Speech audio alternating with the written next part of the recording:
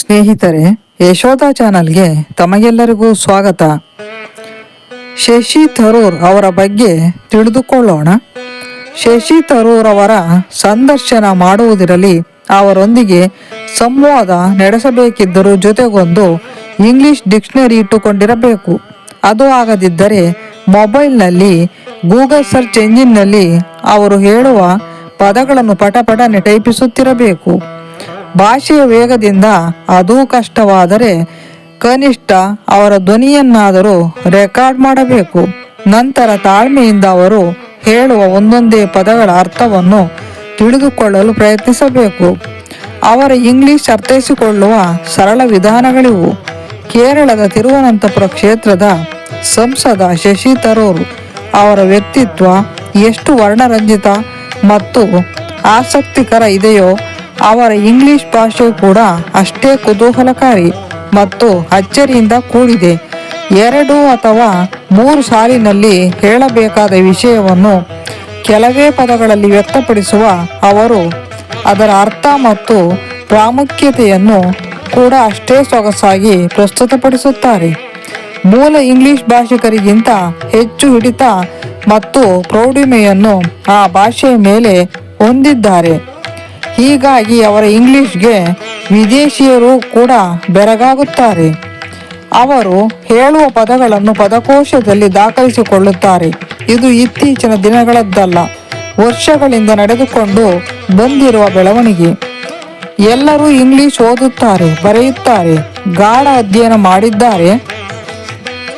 ಆದರೆ ನೀವು ಅವರಿಗಿಂತ ಹೇಗೆ ವಿಭಿನ್ನ ಮತ್ತು ವಿಶಿಷ್ಟವಾಗಿ ಇಂಗ್ಲಿಷ್ ಮಾತನಾಡುತ್ತೀರಿ ಎಂದು ಪ್ರಶ್ನಿಸಿದರೆ ಶಶಿ ಥರೂರ್ ಅವರು ನೀಡುವ ಸರಳ ಉತ್ತರ ಓದು ಓದು ಓದು. ಬಾಲ್ಯದ ದಿನಗಳಿಂದಲೂ ಇಂಗ್ಲಿಷ್ ಪುಸ್ತಕಗಳು, ಪತ್ರಿಕೆಗಳು, ಬರಹಗಳು, ಓದುವುದನ್ನು ಬರೆಯುವುದನ್ನು ರೂಢಿಸಿಕೊಂಡ ಅವರು ಭಾಷೆಯ ಮೇಲೆ ಪರಿಣತಿ ಸಾಧಿಸಿದರು.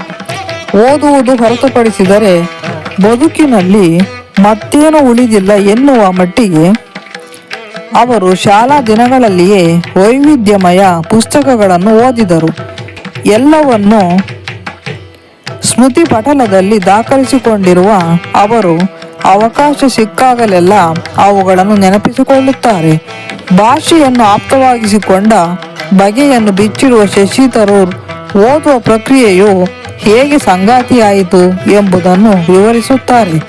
ನಾನು ಇಂಗ್ಲಿಷ್ನಲ್ಲಿ ಮಾತನಾಡುವುದು ನೋಡಿ ನನ್ನ ಬಳಿ ಯಾವಾಗಲೂ ಡಿಕ್ಷನರಿ ಇರುತ್ತದೆ, ಅದನ್ನೇ ಜಾಸ್ತಿ ಓದುತ್ತೇನೆ ಎಂದು ಹಲವರು ಭಾವಿಸಿದ್ದಾರೆ.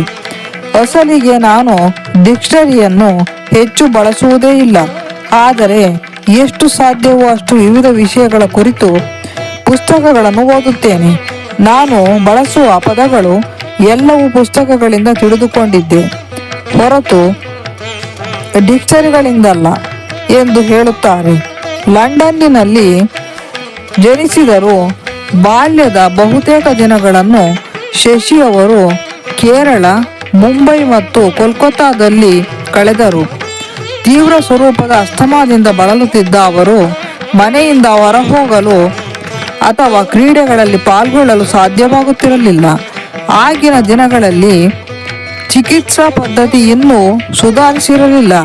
ಹೀಗಾಗಿ ಮನೆಯಲ್ಲಿ ಹೆಚ್ಚು ಸಮಯ ಉಳಿಯುತ್ತಿದ್ದ ಅವರು ಬಗೆ ಬಗೆಯ ಪುಸ್ತಕಗಳನ್ನು ಓದತೊಡಗಿದರು. ಕೈಗೆ ಸಿಕ್ಕ ಪುಸ್ತಕಗಳು ಎಲ್ಲವೂ ಓದುವುದನ್ನು ದೈನಂದಿನ ಕಾರ್ಯ ಆಗಿಸಿಕೊಂಡರು. ನನ್ನ ಬಾಲ್ಯದ ದಿನಗಳಲ್ಲಿ ಟಿವಿ ಇರಲಿಲ್ಲ, ಕಂಪ್ಯೂಟರ್ ಬಳಕೆ ಬಂದಿರಲಿಲ್ಲ, ವಿಡಿಯೋ ಗೇಮ್ ಸೃಷ್ಟಿಯಾಗಿರಲಿಲ್ಲ. ಅಷ್ಟೇ ಅಲ್ಲ, ಮೊಬೈಲ್ ಫೋನ್ಗಳ ಅಬ್ಬರವೂ ಇರಲಿಲ್ಲ. ಹೀಗಾಗಿ ನನಗೆ ಸಮಯ ಕಳೆಯಲು ಪುಸ್ತಕಗಳು ಹೊರತುಪಡಿಸಿದರೆ ಬೇರೇನೂ ಕಾಣಿಸಲಿಲ್ಲ. ಹೀಗಾಗಿ ನಾನು ಪ್ರತಿಯೊಬ್ಬರಿಗೂ ಹೇಳುವುದಿಷ್ಟೇ, ಹೆಚ್ಚು ಹೆಚ್ಚು ಓದಿರಿ, ಭಾಷೆಯ ವೈವಿಧ್ಯ ಅರಿಯಿರಿ, ಓದು ನಮ್ಮನ್ನು ಬೆಳೆಸುತ್ತೆ ಎಂದು ಹೇಳುವ ಶಶಿ ಥರೂರ್ ಅವರ ಬಹುತೇಕ ವ್ಯಕ್ತಿತ್ವದ ಮೇಲೆಯೂ ಭಾಷೆಯು ಗಾಢ ಪ್ರಭಾವ ಬೀರಿದೆ. ರಾಜಕೀಯ ಮತ್ತು ಸಾರ್ವಜನಿಕ ಬದುಕಿನಲ್ಲಿ ಅವರು ಸಾಕಷ್ಟು ಏಳು ಬೀಳು ಕಂಡಿದ್ದಾರೆ, ವಿವಾದಗಳಲ್ಲಿ ಸಿಲುಕಿದ್ದಾರೆ. ವಿಶ್ವಸಂಸ್ಥೆಯಲ್ಲಿ ವರ್ಷಗಳ ಕಾಲ ಪ್ರಮುಖವಾದ ಹುದ್ದೆಯಲ್ಲಿದ್ದು ಭಾರತಕ್ಕೆ ಮರಳಿ ರಾಜಕಾರಣಿಯಾಗಿ ರೂಪುಗೊಂಡಿದ್ದಾರೆ. ಆದರೆ ಇಂಗ್ಲಿಷ್ ಭಾಷೆಯು ಇತರೆ ಎಲ್ಲರಿಗಿಂತ ಅವರನ್ನು ವಿಭಿನ್ನವಾಗಿ ಕಾಣುವಂತೆ ಮಾಡುತ್ತದೆ. ಶಶಿ ತರೂರ್ ಅವರು ಶಾಲೆ ಮತ್ತು ಕಾಲೇಜುಗಳಲ್ಲಿ ಇಂಗ್ಲಿಷ್ ಪಾಠ ಮಾಡಿರಲಿಕ್ಕಿಲ್ಲ.